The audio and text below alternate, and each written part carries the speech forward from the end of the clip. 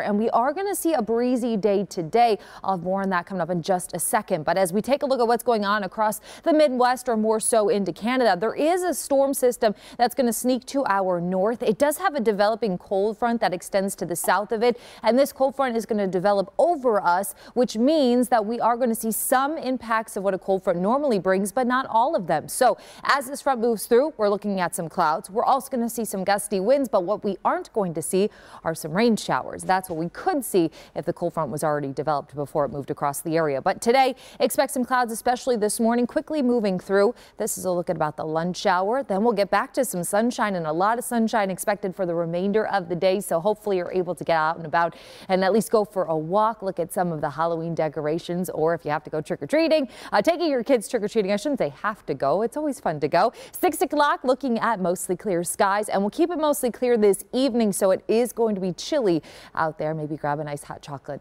for your walk around the neighborhood. So overall, looking at some dry weather on this Halloween, though it is going to be windy again. Right now, our winds are around about 10 to 15 miles per hour. And as we move throughout the morning, our winds are going to continue to be around 10 to 15, though as we get closer to the lunch hour, more of us are going to start to see sustained winds, or those constant winds, closer to 20 miles per hour. And also, we're going to be looking at wind gusts, so some peaks here or there near 30 miles per hour. So looking at some windy conditions, especially towards the later part of the morning, continuing into the afternoon. And then as we get into this evening, we'll start to see our winds weaken a bit. You can see more of us back below 10 miles per hour.